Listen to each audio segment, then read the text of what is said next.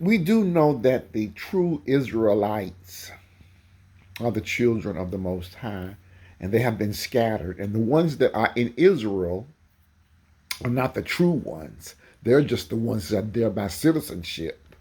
So don't be fooled. The ones that are there now are fake.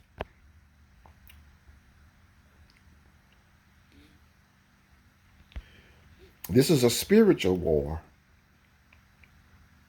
Donald Trump is the devil, but they're trying to make him look like he's the righteous one.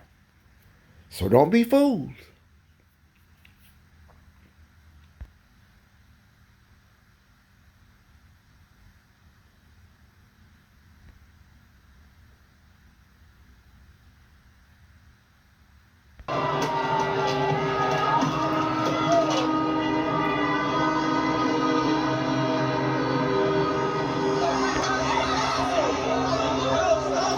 You might be tempted to believe that all of this chaos will eventually die down, that order will be restored. Tension is undeniable. A storm appears to be brewing across the nation. What began in the streets of Los Angeles quickly spread to New York, and now the unrest has reached Texas. The protests against Trump are no longer isolated, they're erupting across state lines, growing in strength and intensity. Something monumental could be on the verge of breaking tonight. Tonight marks the fourth night protesters have taken to the streets to speak out against ICE raids in Los Angeles. Now the governor of California plans to sue the federal government for deploying troops without his consent.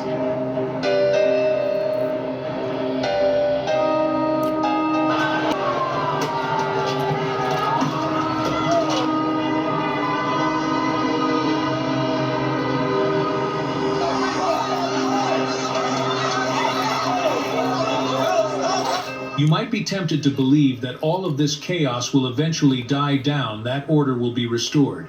But that's where many are missing a deeper, more ominous sign. Donald Trump's presidency is not just facing resistance, it is being questioned at its very foundation. And this isn't happening in a vacuum. It's unfolding during a time of global upheaval, with rising tensions in the Middle East and growing instability in Israel. Strangely, Trump, who was once seen as one of Israel's staunchest allies, has begun to distance himself. He has issued unexpected warnings to Israel, causing confusion and shock. Why would a man who has long championed the nation suddenly begin pulling back support?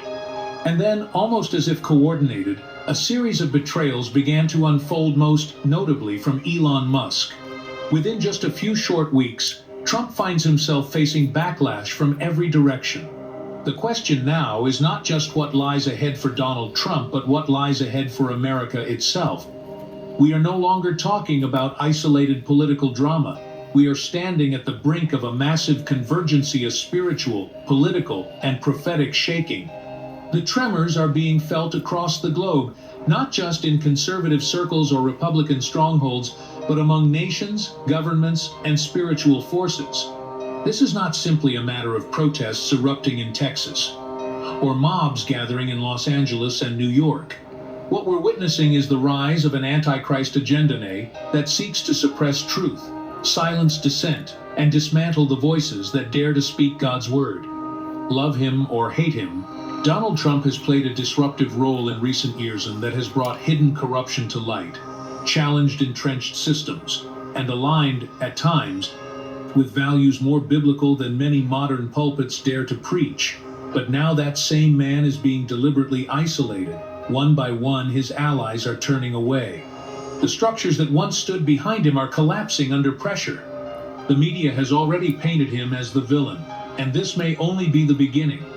Then came the courts, relentless and coordinated in their assault. And now, even powerful allies like Elon Musk have turned away. But don't be fooled. This betrayal isn't coincidental. It's calculated. It's spiritual. This is how the enemy works. He isolates, he disorients, he tempts, and then he strikes. Always in that order. It's an ancient tactic, one we've seen before. But remember, it was in the wilderness that Jesus defeated Satan, not with swords or crowds, but with the word of God. And now, I believe with everything in me, we're witnessing the beginning of another wilderness confrontation, a battle, not just for one man, but for the soul of a nation. Donald Trump, with all his flaws and failings, is being driven into that wilderness. not to be destroyed, but because something is shifting. This is not about idolizing a man. This is about recognizing the spiritual pattern. The same spirit that hardened Pharaoh's heart is now moving through political institutions, media strongholds, and globalist agendas targeting anything that aligns with righteousness. Trump is not the Messiah, but he is a signal. The hatred directed at him is not just personal, it's prophetic. It reveals the depth of spiritual warfare shaking America and the world. And while many believers remain distracted or asleep, the battle is escalating. This moment we are living in is not just about America's political turbulence, it is deeply connected to Israel's prophetic timeline. The shaking we're witnessing is not random, nor is it limited to one nation's destiny. There is a divine thread woven between the spiritual condition of the United States and the unfolding events in the Holy Land.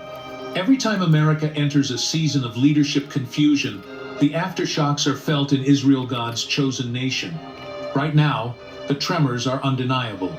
Jerusalem, the city of prophecy, is groaning beneath the weight of political unrest. The government has been fractured, coalitions are unstable, and leaders seem to shift overnight. All the while, the borders burn with threats: Hezbollah in the north, Hamas in the south, and Iran looming with apocalyptic ambition. Iran's spiritual leadership has openly called for the destruction of Israel, echoing the ancient hatred of Haman in the Book of Esther. And while missiles fly and rumors of war intensify, something deeper is stirring. The prophetic clock is ticking louder. But here's what many fail to see. These earthly tremors mirror a spiritual battle raging in the heavens. As in the days of Daniel, when he fasted and prayed for understanding, we are in a time when principalities and powers are contending over territories, destinies, and covenants. Just as Michael the archangel stood over Israel in Daniel's vision, so now we must discern that angels and demons are warring in unseen realms over policies, over borders, over the fate of entire generations. Amid this shaking, Donald Trump, who once stood unapologetically with Israel, has begun to pull back. His recent warnings, his surprising shift in tone, even moments of public rebuke have left many puzzled. Why would a man who moved the U.S. Embassy to Jerusalem, who recognized the Golan Heights, who brokered historic peace accords with Arab nations now voice hesitation? Why the sudden cooling of his stance? The answer may not lie in politics alone. It lies in the invisible war being waged behind the scenes. For we wrestle not against flesh and blood, but against rulers, against authorities, against the powers of this dark world, and against spiritual wickedness in high places. Ephesians 6:12. The same spirits that opposed the rebuilding of Jerusalem in the days of Nehemiah, spirit of Sanballat, the spirit of fear, the spirit of confusion, are active again. At the same time, spiritual signs are appearing. In Jerusalem, rabbis are speaking more openly about the coming of the Messiah. Red heifers have been born in preparation for temple purification rites. The Temple Mount is under constant tension as religious authorities quietly make plans for a third temple. Mysterious sounds have been reported near the Western Wall, trumpet-like echoes that defy explanation. Even the Euphrates River mentioned in the Book of Revelation continues to dry up, revealing caves and ancient ruins long hidden beneath its waters. In the midst of all this, America's posture toward Israel is pivotal. Whenever the United States blesses Israel, favor flows. But when it falters, when leaders hesitate, rebuke, or reverse course, judgment trembles at the door. Genesis 12:3 is not just a memory verse, it is a spiritual law. I will bless those who bless you, and I will curse those who curse you. Every shift in American foreign policy toward Israel sends waves into the spiritual realm. And those waves are crashing now. This is a prophetic momenta hinge in history. The enemy knows that Israel is the center stage for end-time fulfillment. He knows that from Zion the law shall go forth, and the word of the Lord from Jerusalem. Isaiah 2:3. He knows that Jesus Christ will one day return and place his feet on the Mount of Olives. That's why the nations rage. That's why Jerusalem has become, as Zechariah prophesied, a cup of trembling to all the surrounding peoples. And America, blessed, yet divided, stands at a crossroads. The shaking of leadership, the unraveling of alliances, the sudden betrayals are not just political accidents. They are allowed by God to reveal the hearts of men, to expose hidden motives, and to position both America and Israel for what is coming next: a global reckoning, a final harvest, and ultimately, the return of the King. So as the nations shake and align, as Trump retreats and global leaders reposition, remember this: God is not silent. He is allowing every system, political, economic, and spiritual, to be tested and shaken, so that only what is of him will remain. Hebrews 12:27.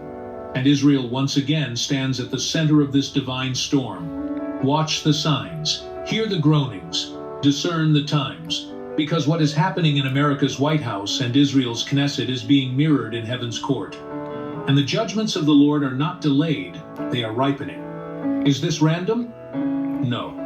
God is allowing alliances to tremble and systems to falter, so that no man may boast. He is positioning the world to witness something undeniable: that his covenant with Israel remains unshaken. Even if earthly allies fall silent, heaven's word will not fail.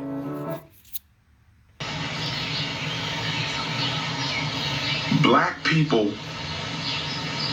don't understand the difference between being loved and being used.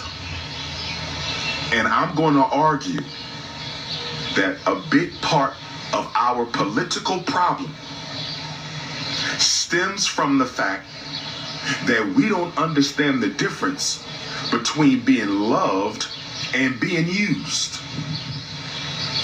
Being needed versus being appreciated. Who can overstand and understand what I'm saying right now? How many of you have people in your life that need you, but they don't appreciate you? Can I get an ashe? Ashe. If there's any African in the universe who understands what I'm saying, can I get an ashe? Ashe. Have you been needed by people but not appreciated by people? All my life. Have you ever been needed by people and not appreciated by people? Every day of my Black life. people in America. That is black people in England. That is black people in France, in Belgium. That is black people in the Netherlands, in Canada. That is black people in Australia. That is black, but they don't appreciate you. Can I get an ashe? If there's any African in the universe who understands what I'm saying, can I get an ashe? Have you been needed by people but not appreciated by people? Have you ever been needed by people and not appreciated by people? That is black people in America. That is black people in England. That is black people in France, in Belgium. That is black people in the Netherlands, in Canada. That is black people in Australia. That is black people in Africa, where the Caucasians dominate our economics. We are needed, but we are not appreciated. And I need us to raise our self-respect. I want to raise the self-respect of the African family so we don't settle for being needed. Some of us feel good just to be needed by the power structure. We feel good to be needed by our employees. We feel good to be needed by the government. We feel good to be needed by this and that. And we feel good to be needed by the Democratic Party. How many black people go out and vote because the Democratic Party needs them? You go out and vote because the Republican Party needs you. You pay your dues because your white fraternity, your white sorority needs you, but do they appreciate you? I'm over being needed. I want to be appreciated. And I want all African people to get over being needed. We want to be appreciated. We are not appreciated in this land. We are not appreciated in white societies. We are not appreciated in Neanderthal neighborhoods. It's like a woman who's being used by a man. She's just happy to be needed. She don't care whether or not she's appreciated. She just happy to be needed. That's low self-esteem. African people have low self-esteem. I don't care if you need me. You have to appreciate me. And that's why we as African people, have to divest from supporting white society. African people have low self-esteem. I don't care if you need me, you have to appreciate me. And that's why we as African people have to divest from supporting white society. Pastor Jamal Bryant had the Target boycott. Shout out to Pastor Jamal Bryant. He spearheaded the Target boycott. And I support him because Target needed to be punished for the dismissal of African people. I'm not going to get into the conversation about DEI because we know DEI didn't really benefit us, so that wasn't necessarily 100% the exact target that we should have pursued, but nonetheless, I appreciated the fact that we sent a very clear and direct message reminding the white economic power structure of how much we are needed. And then Reverend Al Sharpton redirected our people to Costco. But my respective criticism of Pastor Jamal Bryant and my respective criticism of Reverend Al Sharpton is, you boycotted Target, which was necessary, and you redirected our people to Costco. But guess what? Costco don't appreciate black people any more than Target does. So why did we do that? Here we go back to being needed versus appreciated. Costco needs the black dollar. Costco needs the black dollar, but Costco does not appreciate the black dollar. Why didn't we start our own black multi-purpose supermarket, Pastor Jamal Bryant and Reverend Al Sharpton? Respectfully, elders, why didn't we redirect the black dollar into a black multi-purpose shopping market? Why are we choosing between Caucasians?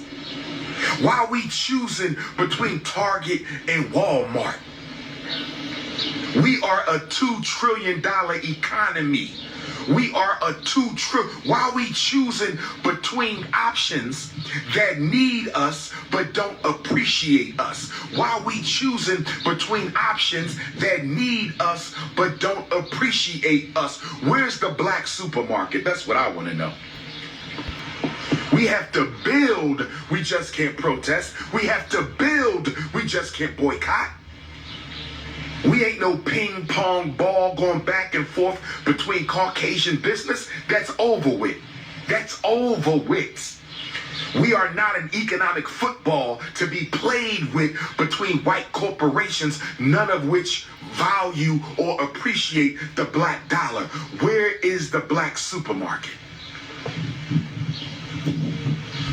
Kanye, take a break from your bunny hop and build us a black supermarket. Brothers and sisters, I need you to understand, nobody in America wants to be identified with African people. And that's a good thing, because it means we have to solve our problems ourselves. I said nobody in America wants to be associated with African people. Good. That means we must solve our problems ourselves. No problems there. Stop looking for a non-black shoulder to cry on. See, one thing we have not dealt with, one thing we have not dealt with adequately in this quagmire, one thing we have not dealt with adequately in this quagmire of ours that we find ourselves in, not just in America, but around the Ifa Tunde universe. One of the things we haven't dealt with is the fact that most African people, enslaved or colonized, most African people, whether you are a neo-Negro or not, if you are the descendant of the colonized African or the enslaved African, we have an emotional dependency on Caucasians. Do we or do we not, as African people, I don't care where you live, whether you on the continent, whether you on the islands, whether you in Australia, the South Pacific, Texas Africans, Pennsylvania Africans, Minnesota Africans, Georgia Africans, Florida Africans, Detroit Africans, Chicago Africans, Louisiana, Alabama, Arkansas Africans, Tennessee Africans, St. Louis, Kansas City Africans, do we or do we not have an emotional dependency on Caucasian approval? Can we be honest? I don't care how many times you've been to Africa. I don't care how many dashikis you own, and nobody owns more dashikis than me. I don't care if you got an African name. I don't care if you host the Kwanzaa program. I don't care if you graduated from an HBCU. Do we or do we not have emotional dependency upon our former enslavers and colonizers? From the Congo to California, from Australia to Angola, from London to Louisiana. Do we or do we not have an emotional dependency on Caucasians? Purely for the sake of convenience, why do you dye your hair blonde? Why is blonde hair the #1 color for black women in America? Help me understand that. What does blonde hair have to do with your hair being conveniently managed? Help me understand. Blonde and brunette hair, what does that have to do with you being able to care for your hair? Your hair is blonde because you want to look like and be accepted by your oppressor. Stop the nonsense. Said the color matches your skin tone. You are not a butterscotch colored queen. So why are you wearing blonde hair, my dishonest, disingenuous sister? You're not the color of blonde hair. Your skin tone is not the color of blonde hair. You are a dark caramel sister. You are a dark brown sugar queen. You are a deep mahogany sister. So what are you doing with blonde hair? Can we please be honest with each other today? Can we please be honest with each other today? Your skin is golden brown, sister. It ain't blonde. So how do you explain wearing your blonde hair? Stop being dishonest, black woman. Why do black men bunny hop? Is it not because you feel more equal? Don't you bunny hop because you feel better about yourself when you are around your oppressor? The reason African people have not yet established economic equality, we have not yet established political equality, we have not yet established social equality, because we have not yet established psychological equality. Listen, Bob Marley said it himself. Lyrical Garveyite. Bob Marley said it himself. Lyrical Garveyite. Bob Marley said, none but ourselves can free our minds. Where my Jamaican Africans at? Bob Marley said, none but ourselves can free our minds. And we will never be able to free our mind if we're going to keep lying about why we do what we do. Everybody knows why the black man bunny hops. White people know why you bunny hop. Brown people know why you bunny hop. Red people know why you bunny hop. Yellow people know why you bunny hop. Everybody knows why the black man bunny hops. Everybody knows why the black woman wears blonde hair. Everybody knows this. It's because of self-esteem and emotional dependency on white people.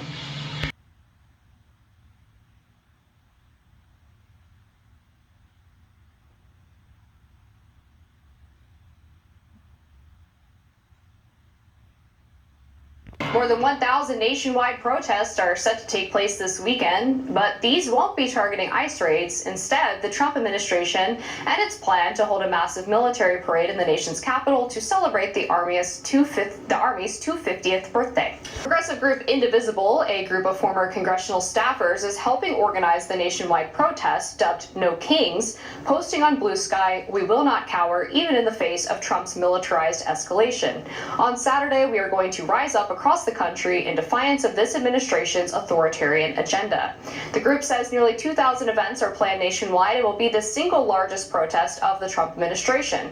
But it's missing one notable location: Washington, D.C. But Trump doesn't seem to want to take any chances on the massive celebration being disrupted, saying this Tuesday during a press conference in the Oval Office. And we protesters, once they come out, they will be met with very big force. By the way, if for those people that want to protest, they're going to be met with very big force. And I haven't even heard about a protest that hate our country, hate our country. This is people that hate our country. This is people that hate our country.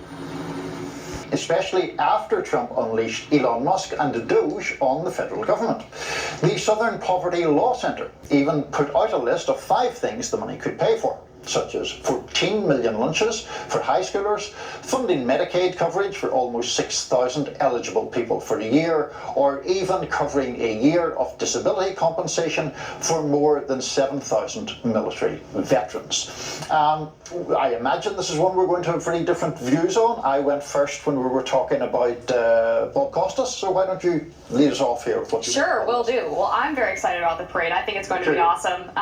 Look, I know there's been a lot of talk about, oh, this is Trump demonstrating his authoritarianism. This is the Army's 250th birthday. It's also Flag Day. June 14th, 1775, the U.S. Congress established the U.S. Army, and I think it's definitely worth celebrating. This is also a massive advertisement at a time when they're trying to turn around military recruitment numbers, and it's also a great exercise of American strength when we have so many conflicts on the global stage. And this